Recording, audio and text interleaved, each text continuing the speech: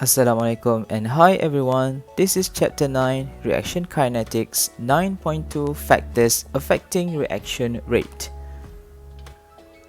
At the end of this lesson, you should be able to explain the effect of the following factors on the reaction rate. The first one is concentration or pressure, the second one is temperature, the third one is particle size, and the last one is catalyst. Reaction rate is the change in concentration of reactant or a product over time. Reaction rate is inversely proportional to time, so rate is directly proportional to 1 over time. If the time taken for the reaction is higher, then the rate will be lower. If the time taken is lower, then the reaction rate will be higher. Higher reaction rate means that the reaction proceeds much faster than the lower reaction rate. As mentioned in the learning outcomes just now, there are 4 factors affecting reaction rate. The first one is total surface area exposed or size of particle. The second one is concentration or pressure. The third one is temperature, and the last one is catalyst. We will discuss the first factor, which is total surface area exposed or size of particle. Total surface area exposed or size of particle. In general, the smaller the size of reacting particles, the greater the total surface area exposed for the reaction to happen.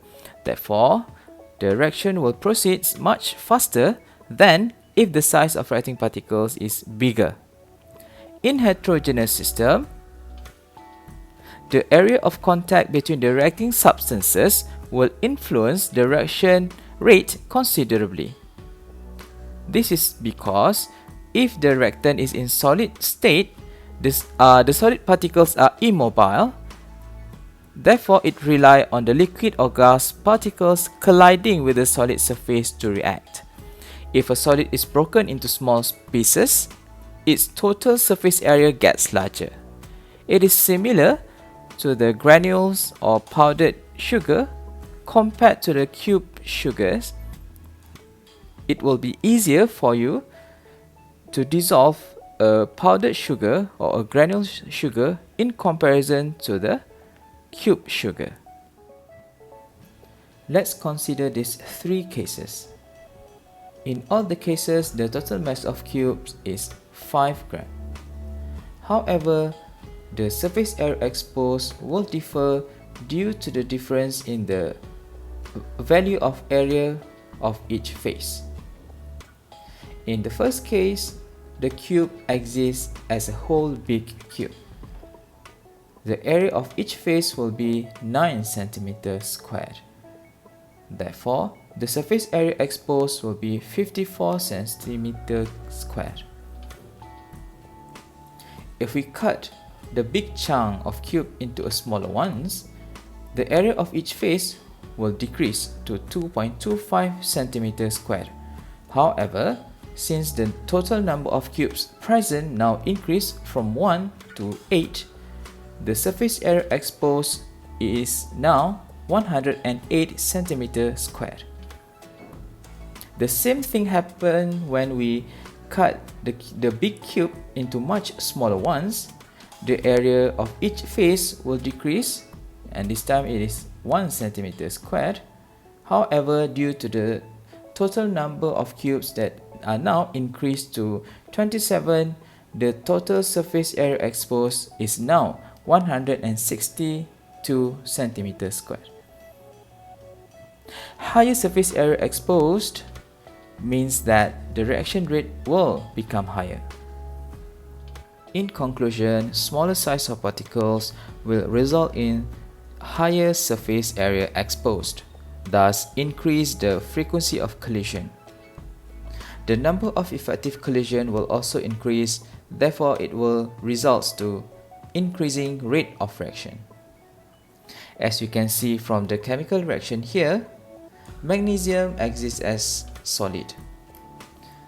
If the magnesium exists as a big chunk of solid, it will take a much longer time to reach the maximum total amount of product made. With a smaller size of particle here, the reaction will run much faster, therefore it will reach the total amount of product made much faster than if the magnesium exists as a big chunk. Now let's proceed to the next factor that affect the reaction rate, which is concentration or pressure. Concentration of reactants. If there are small number of molecules in a given volume, it means that the concentration of the reactant is low. This will affect the number of collisions that happen during the reaction.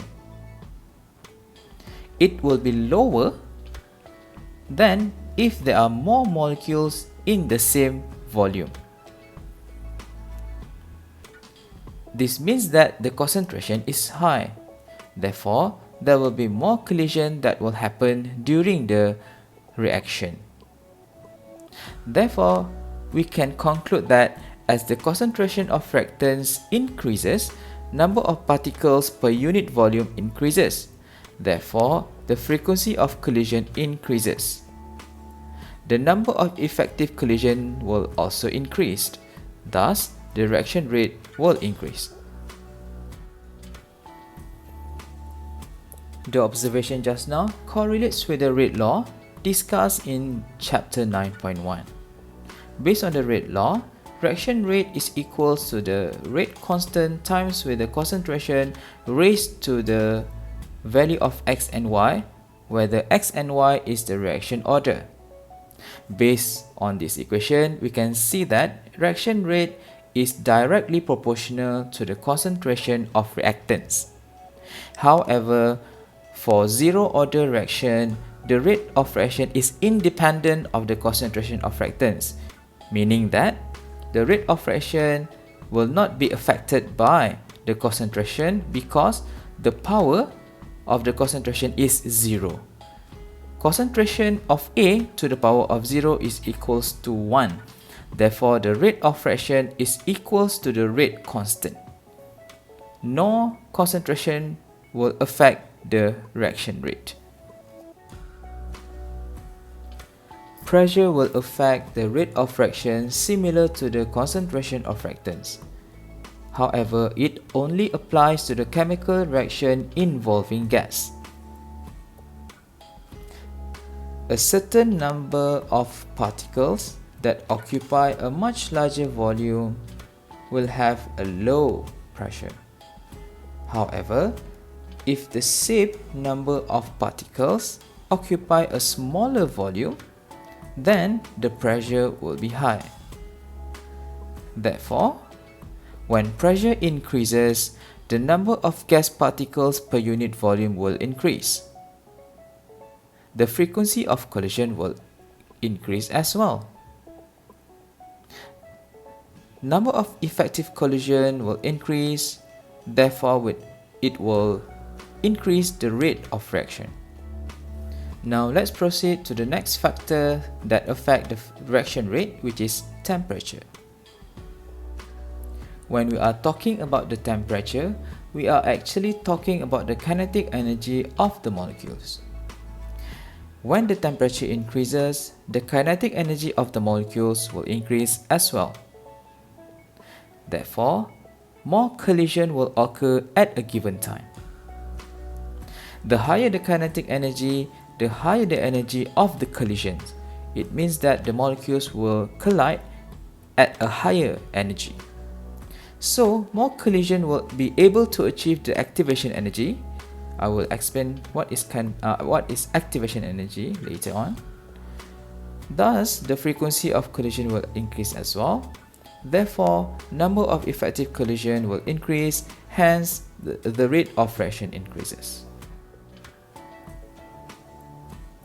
The difference in temperature that will affect the number of molecules having energy enough for the reaction to happen can be visualized by using Maxwell-Boltzmann distribution curve. The area under the curve represents the total number of molecules in the reaction. So the total number of particles under each curve, T1 and T2, are the same. This is the curve for temperature 1, which represents the low temperature, and this is the curve for T2, which is higher temperature.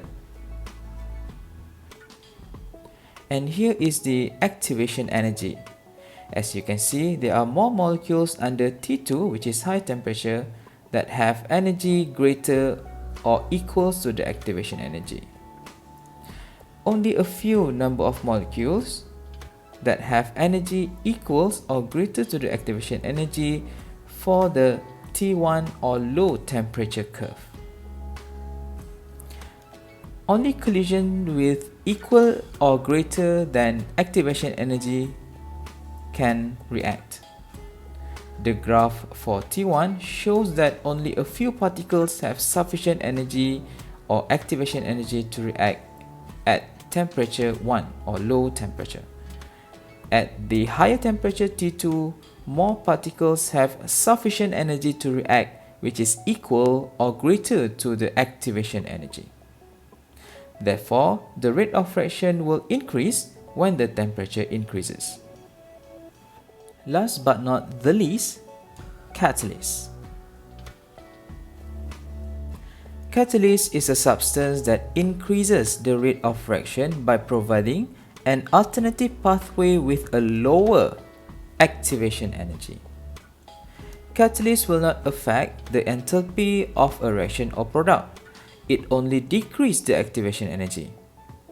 As we can see from the graph of energy versus time here, the uncatalyzed reaction has a higher activation energy in comparison to the activation energy when catalyst is added.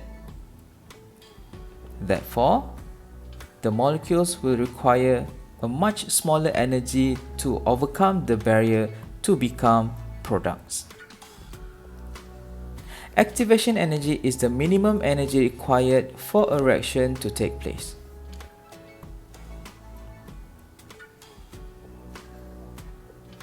To conclude the addition of catalyst into the reaction, activation energy is lowered. Therefore, the number of particles that have higher energy than activation energy increases. Frequency of effective collision increases. Therefore, the rate of reaction increases. Before we end the lesson today, let's have a read at the quote of the day. A positive attitude causes a chain reaction of positive thoughts, events, and outcomes. It is a catalyst and it sparks extraordinary results. Wade Boggs. Now, let's try some exercise. You may pause the video and try it yourself. Fill in the blanks with the correct answers. All the best! These are the answers for the exercises. Thank you for watching the video. Have a nice day.